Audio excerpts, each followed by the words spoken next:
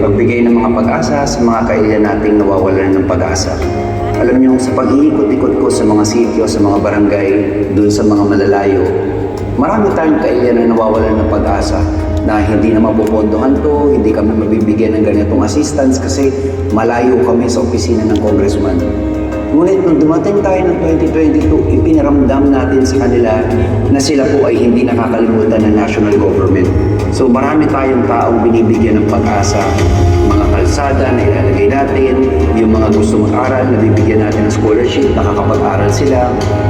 At marami pa pong iba, yung mga taong aantayin na lang nila mamatay sila dahil wala silang pera pang opera sa puso. Kaya po importante po ang binibigay nating pag-asa sa bawat kailian natin dito sa mundo. Agyaman kami congressman ta nakadanan di kalsada dito ayan hang kami nga marigatan naman na mapanisay nga to. Una ni congressman nga ipuway din na dahito yung kalsada mi. Nagyam-yaman kami daw na yung sir. Mahiraman kami mo.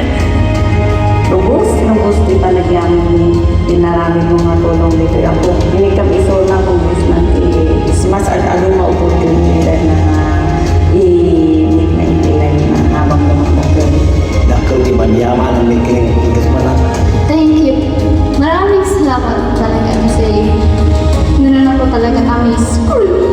So nga salamat si official tayo ng congressman Irit Yap. Maraming salamat po Congressman Eric Yap sa binigay niyong tulong sa amin.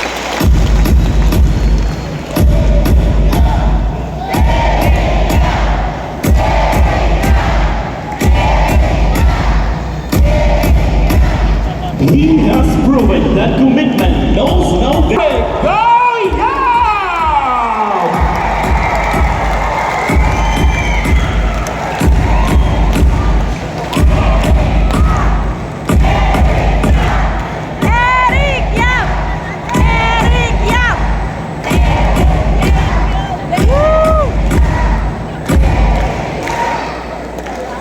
At tugaw na po tayo lahat.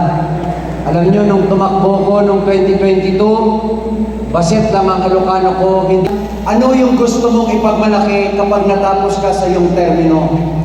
Sabi ko, awan akong pwedeng ipagmalaki because pera naman ng gobyerno lang ang lahat ng dinadala natin dito. All I can say is just look around Benguet now. Tingnan nyo kung ano na ang Benguet ngayon at yun lang ang masasabi ko.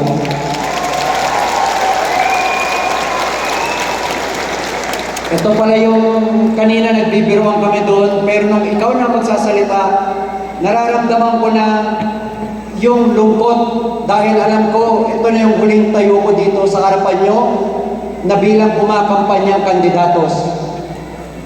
Nakakalungkot kasi napamahal ako sa ating probinsya, napamahal ako sa inyo. And at the same time, syempre sa anak ko, pasensya ka na. Siyempre, nagkulang ako sa oras. But again, matatapos na anak. Last 3 years na lang. Magkakasama na tayo madalas. Hindi na tayo magkakahiwalay. 2028, iiwan natin ang Benguet ng maganda. Tatapusin natin ang termino natin sa 2028 na mas marami pang paparating na magagandang infrastructure at proyekto. 2026 to 28, that will be the golden years of Benguet dahil ibubuhos namin ang lahat-lahat para maibigay sa inyo ang pinaka-the best na serbisyo para sa ating probinsya.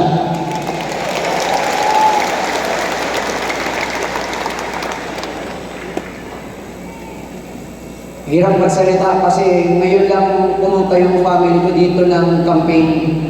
Ayan, kasi ayoko silang isama sa kampanya dahil mababash lang din sila.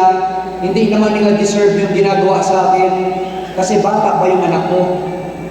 Diba? Kaya anak, huwag ka muna magpaligaw niya. Umalis ako sa bahay 2020, napunta ako dito, yung mga anak ko kumakalik pa sa akin. Ngayon, nahihiya nang humalik sa akin. Dati lips to lips pa. Ngayon, kahit sa cheek, nahihiya na. Kapag tatawag sa akin, kapag nasa bahay ako sa linggo, may iba nang gusto kasama, hindi na ang tatay nila. But again, serving our province is the best thing na nangyari sa buhay ko. Kayo ang pinaka naging malaking regalo ng Apo Diyos sa buhay ko. Kaya nga, mahiya ako maghingi sa inyo ng support para ibotos nyo ko. Gusto ko lang sabihin, yung mahalin nyo lang ako, malaking bagay na para sa akin yun. Ngayon lang namin nakita tong gym na ganito karaming tao. Kahit Atibay, hindi tayo napupuno ng ganito karami. Pero ngayon tayo ay nagsama-sama dito sa Benguet Sports Complex para magtulungan. Para iguhit yung ating future from 26 to 28. Ano ba ang gusto nating future sa Benguet? It is not for our candidate to decide, but kayo po mga kailian ang magde-decide. Ngayon meron lang sana akong gustong itanong sa inyo. Kayo ba mahal nyo si Congressman Yap?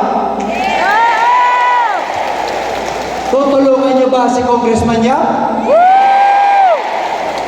Kung tutulungan nyo ako, mabalin bang botosan natin si Governor Melchor Diclas? Mary Rose Pongwan? Alam nyo, sabi nila sa akin, Congressman, malabo ang 10-0 sa board member. Awan pa nangyari na 10-0. Kasi nung 2022 campaign, 7 lang sa kandidato namin ang nanalo. And syempre, sa 5 kandidato namin sa pagka-board member sa District 1, mabalin ba suportahan nyo ang 4 sa kanila? Ang 10-0 sa aming lineup, sa tingin nyo ba hindi kaya? To perform. At I am willing to take accountability kapag sila ay nanalo. Kung sila ay hindi magpa-perform, I will resign as your congressman. Because I endorse them, kaya dapat pananagutan ko, dapat I should take accountability for them. I will take accountability for them. Kaya nga po mga kahiyan, mabalin ba kung nagtitiwala kayo kay Yap?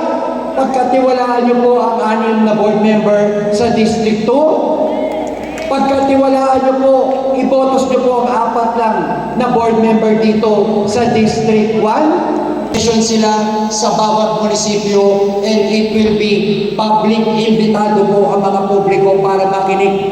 For the first time, we will make the Sangguniang Panlalawigan transparent sa mga tao.